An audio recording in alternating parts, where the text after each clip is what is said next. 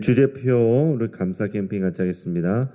감사의 씨를 뿌려 행복의 열매 맺는 교회, 감사의 향기가 되겠습니다. 감사의 꽃을 피우겠습니다. 감사의 열매를 맺겠습니다. 아멘. 이번 주 묵상 말씀 시편 23편 1절 우리 세 번 같이 하겠습니다. 여호와는 나의 목자시니 내게 부족함이 없으리로다. 여호와는 나의 목자시니 내게 부족함이 없으리로다. 여호와는 나의 목자시니 내게 부족함이 없으리로다. 아멘. 하나님께서 오늘 우리에게 주시는 말씀은 사도행전 23장 12절에서 35절까지 말씀입니다.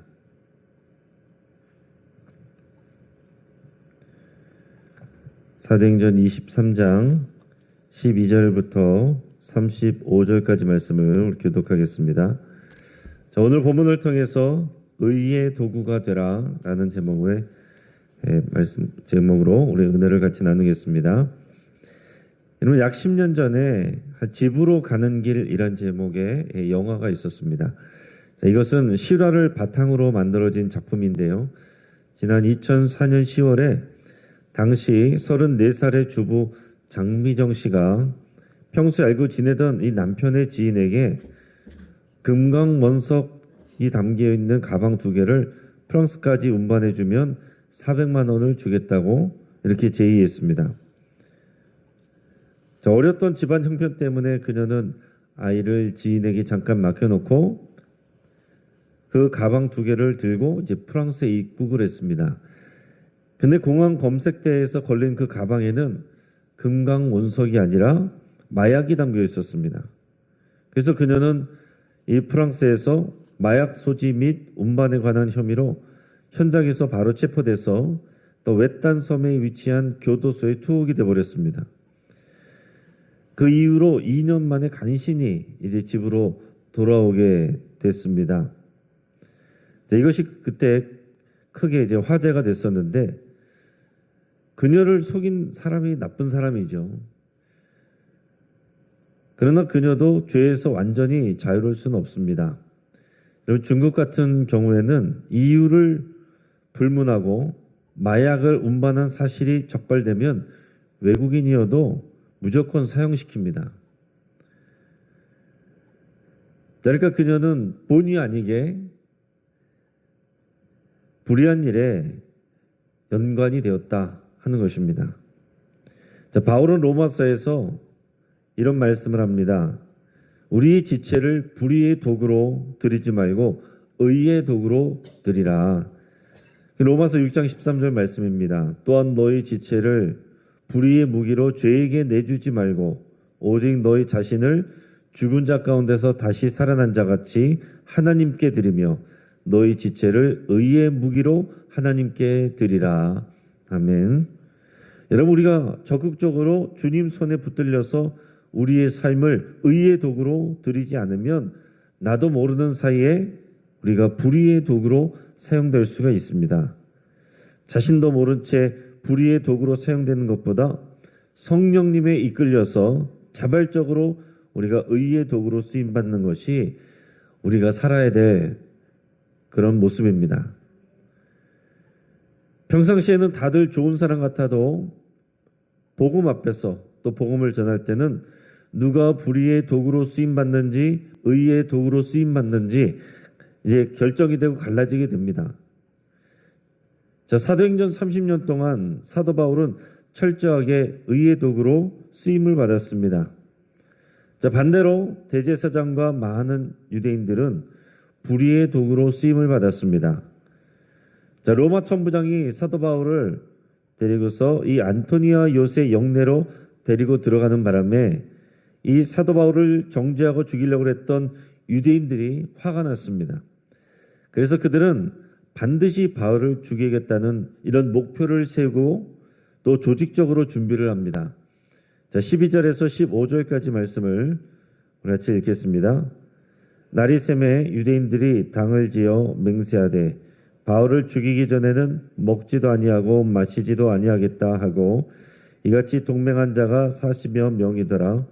대제사장들과 장로들에게 가서 말하되 우리가 바울을 죽이기 전에는 아무것도 먹지 않기로 굳게 맹세하였으니 이제 너희는 그의 사실을 더 자세히 물어보려는 척하면서 공회와 함께 천부장에게 청하여 바울을 너희에게로 데리고 내려오게 하라.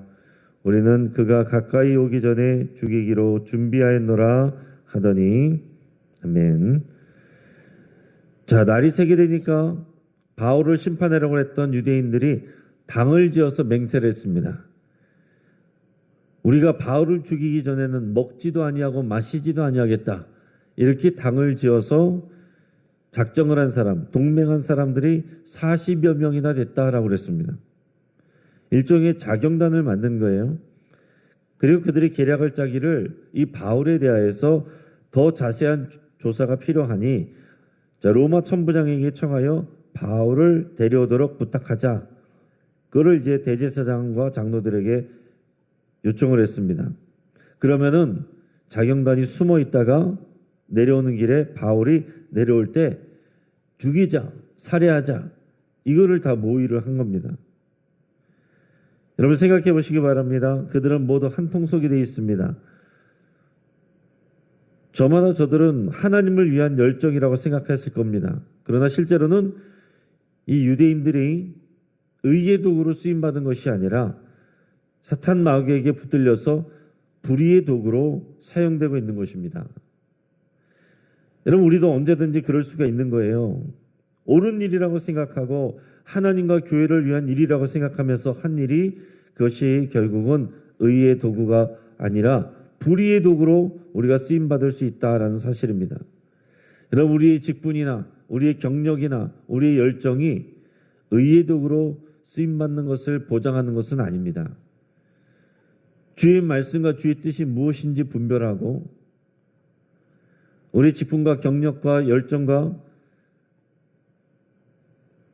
그 기준이 아니라 주의 말씀과 그 복음의 기준을 따라서 우리의 삶이 쓰임받도록 여러분 그렇게 우리가 부지런히 살펴야 됩니다. 자, 이 대제사장들과 장로들이 이제 묵인하는 가운데에서 이 죽음을 결단하고 작전을 짜서 바울이 내려오기만 하면 죽여버리려고 하는 이런 사람들 앞에서 바울이 또 구원을 받아야 되는데 보호를 받아야 되는데 이를 위해서 의의 도구로 쓰임받는 사람들이 나옵니다. 하나님이 준비를 하시는 거죠. 생각지 못했던 그런 사람들이 하나님께 쓰임을 받습니다. 우리 16절 말씀을 우리 같이 읽겠습니다. 바울의 생질이 그들이 매벽하여 있다 함을 듣고 와서 영내에 들어가 바울에게 알린지라. 아멘. 자, 지금 이 일을 막을 방법이 보여지지 않습니다. 그런데 바울의 생질, 바울의 조카가 나타납니다. 바울의 조카는 바울의 누나의 이제 아들인데 지금 객관적인 상황으로 보면 사도 바울은 정말 꼼짝없이 이 종교 지도자들과 이 과격한 유대인들에 의해서 살해당할 위기에 처해 있습니다. 빠져나갈 구멍이 보이지 않아요. 그런데 하나님께서 이 바울의 조카를 사용하십니다. 이 청년이 그들의 계획을 어떤 통로로 알게 됐는지는 알 수가 없습니다. 그러나 어쨌든 이 바울의 조카가 대제사장과 이 자경단의 은밀하고 무서운 계획을 알게 됐습니다. 그 과정도 또한 성령이 하신 일이죠. 그리고 나서 그는 지체하지 않고 로마 군대 요새로 가서 바울을 만나서 이 소식을 전합니다. 그래서 바울이 죽음에서 벗어날 수 있도록 물꼬를 트는 역할을 했어요. 이름도 나오지 않는 이 바울의 조카를 통해서 하나님이 일하시는 것입니다. 어쩌다가 우연히 일어난 일처럼 보일 수 있고 또 그렇게 주장하는 사람들이 있습니다. 그러나 여러분 우리가 기도하고 주의 말씀대로 살고자 하면 주의 맡겨주신 사명에 순종하면 이처럼 어쩌다 우연한 일들이 많아지게 되는 것입니다. 그리고 정확한 때에 필요한 그때에 생각지 못하는 방식으로 생각지 못한 사람을 통해서 하나님이 준비하신 사람들을 통해서 그런 일들이 생긴다는 얘기예요. 딱 필요한 그때에 그 공간에서 하나님이 그런 일들을 준비를 하십니다. 그것을 우리는 하나님의 섭리라고 부르는 거예요. 여호와 하나님께서 성령 하나님을 통하여서 일하고 계신 것입니다. 이 바울의 조카가 의의 도구로 쓰임을 받았다 하는 겁니다. 자, 조카가 바울을 암살하려는 소식을 바울에게 전한 것은 좋은 일이었지만 이것을 어린 조카가 해결할 수 있는 능력은 없습니다. 사도 바울을 구하거나 보호할 수가 없습니다. 하나님은 또 다른 의의 도구들을 사용을 하십니다. 17절에서 19절까지 말씀을 같이 읽겠습니다. 바울이 한 백부장을 청하여 이르되 이 청년을 천부장에게로 인도하라. 그에게 무슨 할 말이 있다 하니 천부장에게로 데리고 와서 이르되 죄수 사울이 나를 불러 이 청년이 당신께 할 말이 있다 하여 데리고 가기를 청하더이다 하매 천부장이 그의 손을 잡고 물러가서 조용히 묻되 내게 할 말이 무엇이냐. 자, 바울이 조카의 말을 듣고서 이 로마 백부장 가까이 있는 로마 백부장 한 사람에게 부탁을 했습니다. 자신의 조카를 천부장에게 데려가 달라고 부탁을 하는 거예요. 그 당시에 바울에게 호감을 갖고 있던 이 천부장이 이 소식을 듣고 바울을 도와주기로 결심을 합니다. 자기를 찾아온 이 청년 바울의 조카를 조용히 데리고 가서 그 손을 잡고 조용히 데리고 가서 내게 할 말이 무엇이냐 묻습니다. 여러분, 이런 행동이 이 천부장이 바울을 향한 호감이 있다는 것을 보여주는 거예요. 자, 23절에서 25절까지 말씀을 우리가 읽겠습니다. 백부장 둘을 불러 이르되 밤 제3시에 가이사랴까지 갈 보병 200명과 기병 70명과 창병 200명을 준비하라 하고 또 바울을 태워 총독 벨릭스에게로 무사히 보내기 위하여 짐승을 준비하라 명하며 또 이 아래와 같이 편지하니 일렀으되. 자, 천부장이 단호하고 신속한 결정을 하고 실행을 합니다. 천부장이 백부장 둘을 불러서 밤 제3시 그러니까 저녁 9시가 되는 거예요. 이때쯤에 그 깜깜한 밤에 군사를 동원해서 이 바울을 가이사랴 총독 벨릭스에게로 이송하는 작전을 펼칩니다.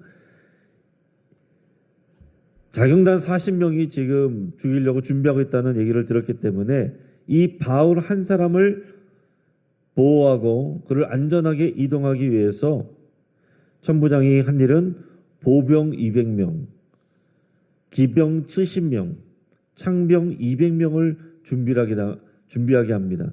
총 470명의 로마 병사들이 천부장이 거느린 군대의 절반에 가까운 이런 규모입니다.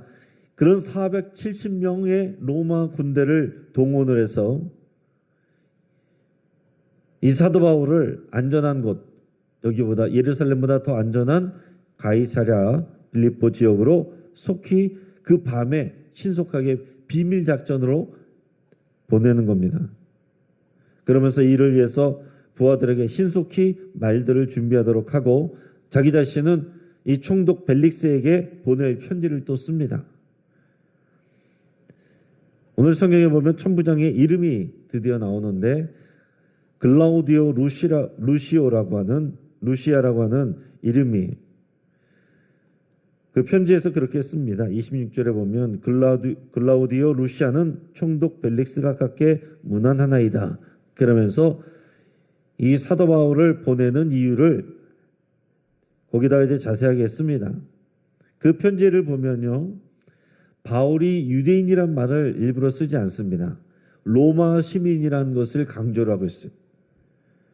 자신이 조사를 해보니까 정치적인 행동은 없었고 단지 유대인의 율법 문제로 소동이 일어났는데 유대인들이 이 무고한 로마 시민을 암살하려는 계획을 세우고 있음을 내가 알게 됐고 알아냈고 그래서 보호하기 위해서 이 로마 시민을 보호하기 위해서 내가 총독에게 바울을 보냅니다. 이렇게 편지를 써서 군대 470명을 동원해서 사도 바울을 호위하여서 보내게 되는 거예요.